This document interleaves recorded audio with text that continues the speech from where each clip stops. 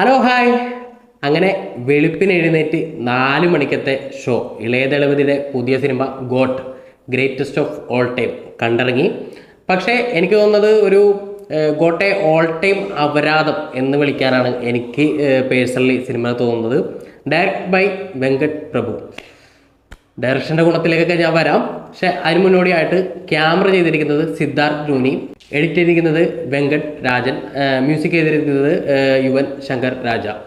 അപ്പോൾ സിനിമ എന്നെ സംബന്ധിച്ചിടത്തോളം അപരാധം എന്ന് പറഞ്ഞു കഴിഞ്ഞാൽ വെങ്കട് പ്രഭു പണിവെച്ചത് പെരിയ അപരാധം എന്ന് പറഞ്ഞാൽ അടിമുടി കാട്ടപരാധം എന്ന് വേണമെങ്കിൽ പറയാം. അമ്മാതിരി അപരാധം, ഒരു രീതിയിലും നമ്മളെ എൻഗേജ് ചെയ്യിക്കാത്ത, എന്നാൽ പല സ്ഥലത്തും വെറുപ്പിക്കൽ എലമെൻസ് ഉള്ള കാട്ടപരാധം. അതിൽ കുറച്ചൊന്നും പറയാനില്ല. അമ്മാതിരി പരിപാടി.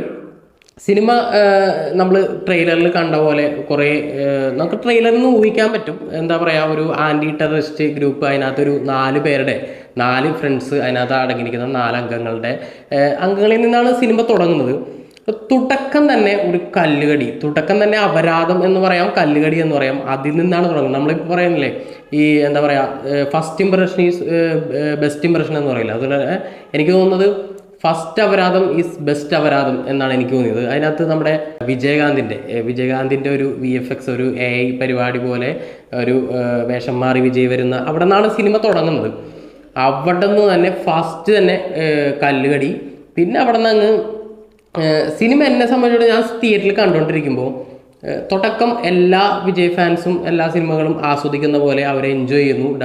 എന്താ പറയുക, അവർ നന്നായിട്ട് കൈയടിക്കുന്നു, കൂക്കി വിളിക്കുന്നു, ആർപ്പ് വിളിക്കുന്നു, മറ്റേ കടലാസ് എറിയുന്നു, എല്ലാ പരിപാടിയും ഉണ്ടായിരുന്നു. കുറച്ചങ്ങ് ചെന്ന് കഴിഞ്ഞാൽ ഒരു അരമണിക്കൂർ കഴിഞ്ഞതിന് ശേഷം പിന്നെ സൈലൻ്റായി പതിയെ. പിന്നെ അവിടെ നിന്ന് അങ്ങ് ഒരല്പം അനക്കം ഉണ്ടായത് വിജയുടെ ഡബിൾ റോള്, മകൻ്റെ റോള് കാണിച്ചപ്പോഴാണ് ഒരല്പം അനക്കം ഉണ്ടായത്. പിന്നെ അവിടെ നിന്ന് അങ്ങോട്ട് ശവപ്പറമ്പ് അല്ലെങ്കിൽ മരണവീടായിരുന്നു. തിയേറ്റർ അമ്മാതിരി ഉറക്കത്തൂക്ക് എന്ന് പറയുന്ന ശരിക്കും ഒരു മരണവീട്ടിൽ നിൽക്കുന്ന ഒരു പ്രകൃതിയായിരുന്നു. അവസാനമൊക്കെ എങ്ങനെയൊക്കെയോ തട്ടിക്കൂട്ടി അവസാനിപ്പിച്ചു. ഒരു സമയത്ത് ഇത് എവിടെ കൊണ്ടെന്നാണ് നിർത്താൻ പോകുന്നത്, എവിടെ അവസാനിക്കും എന്നുള്ള രീതിയിൽ ഇതിങ്ങനെ വലിച്ചു നീട്ടി ഒരുമാതിരി കൊണ്ടെന്ന്.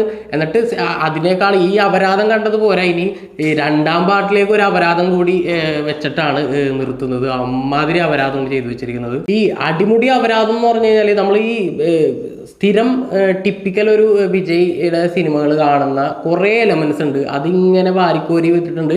അതിൻ്റെ കൂടെ തന്നെ വിജയ്ക്ക് വെറുത്തനം കാണിക്കാൻ വേണ്ടി മാത്രം ഒരു പാട്ട്, അതൊരു 3-4 പാട്ടുകളുണ്ട്. പാട്ടുകളൊക്കെ എന്ന് പറഞ്ഞു കഴിഞ്ഞാൽ യുവൻ ശങ്കർ രാജയുടെ ഒരു കാര്യം പറയാം. നമ്മളിപ്പോൾ അനിരുദ്ധ് ഒരു തമിഴ് ഇൻഡസ്ട്രിയെ അടക്കി വാണുകൊണ്ടിരിക്കുന്ന സമയമാണ്. അപ്പോൾ അതിനിടയിൽ ഈ പറയുന്ന ഒരു കാലഘട്ടത്തിൽ ഒരുപാട് ഹിറ്റ് ഉണ്ടാക്കിയ മ്യൂസിക് ഡയറക്ടേഴ്സാണ് ഇവരൊക്കെ, യുവൻ ശങ്കർ രാജ ഉൾപ്പെടെയുള്ള ആളുകൾ.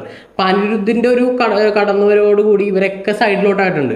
അപ്പോൾ ഒരു അവസരം കിട്ടുമ്പോൾ ഒരു ഗംഭീര ട്രാക്ക് കൊടുക്കുക എന്നുള്ളത് മാറ്റി കിട്ടിയ അവസരം മുതലാക്കാത്ത ഒരു യുവൻ ശങ്കർ രാജയാണ് എനിക്ക് പേഴ്സണലി കാണാൻ തോന്നിയത്.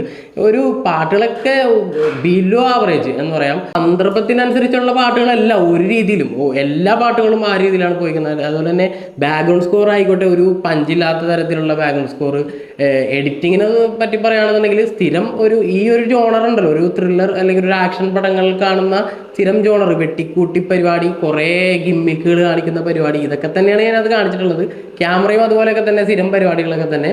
ഇതിൽ ഏറ്റവും കൂടുതൽ എനിക്ക് വെറുപ്പിക്കലായിട്ട് തോന്നിയത് ഇതിൽ ട്വിസ്റ്റുകൾ അവതരിപ്പിക്കുന്നതാണ്. ട്വിസ്റ്റുകൾ അവതരിപ്പിക്കണം എന്ന് പറഞ്ഞാൽ നമ്മളിങ്ങനെ ബിൽഡപ്പ് കൊടുത്ത് അടുത്ത പീക്ക് ലെവലിൽ ബിൽഡപ്പ് കൊണ്ടുവന്ന് നിർത്തുമ്പോൾ തന്നെ നമുക്കറിയാം ആ ട്വിസ്റ്റ് എന്താണെന്ന്. അപ്പോൾ പിന്നെ ട്വിസ്റ്റ് അവതരിപ്പിക്കുന്നതിൽ എന്ത് പുതുമയാണുള്ളതെന്നുള്ളതാണ്.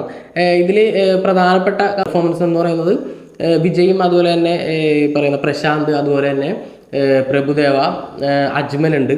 വിജയുടെ പേരായിട്ട് വൈഫായിട്ട് സ്നേഹ അഭിനയിക്കുന്നു.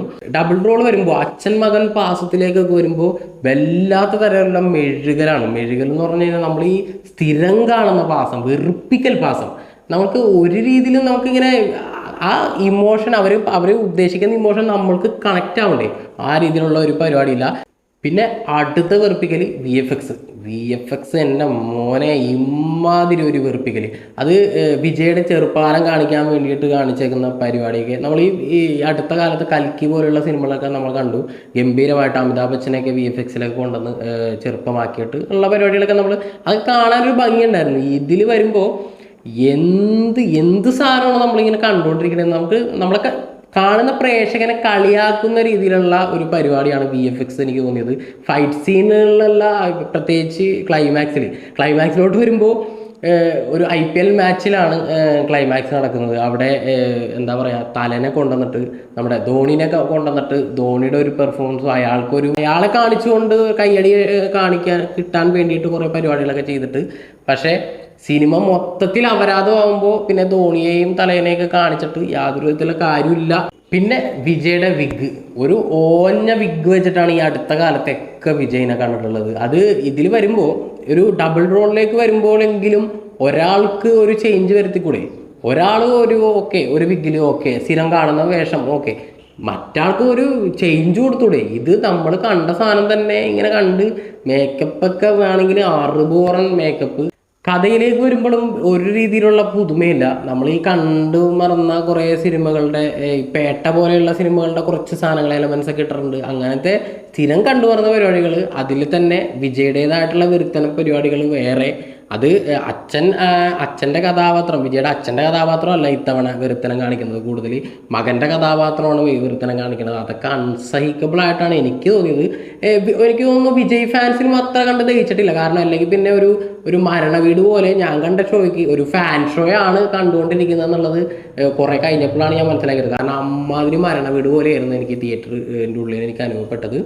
സാധാരണ വിജയ് ഫാൻ പടങ്ങളിൽ ചില സിനിമകൾ മോശമാവുമെങ്കിലും ചില സോങ്ങുകൾ നല്ലതായിരിക്കാം, അല്ലെങ്കിൽ ചില എലമെൻസുകളൊക്കെ നന്നായിരിക്കാം. പക്ഷേ ഈ സിനിമയിൽ എനിക്ക് യാതൊരു വിധത്തിലുള്ള എൻഗേജ്ഡ് ആയിട്ടുള്ള കണ്ടിരിക്കാൻ പറ്റുന്ന ഒരു എലമെൻസും തോന്നിയില്ല. വെളുപ്പിന് 4 മണിക്ക് എണീറ്റ് പോയിട്ട് ഇമാതിരി ഒരു കാട്ടപരാധം കണ്ടതിൻ്റെ ഒരു ക്ഷീണം ഉണ്ട് ഇന്നത്തെ ദിവസം മുഴുവൻ. അപ്പോൾ മറ്റൊരു സിനിമയുടെ വിശേഷമായിട്ട് വരാം. Bye bye.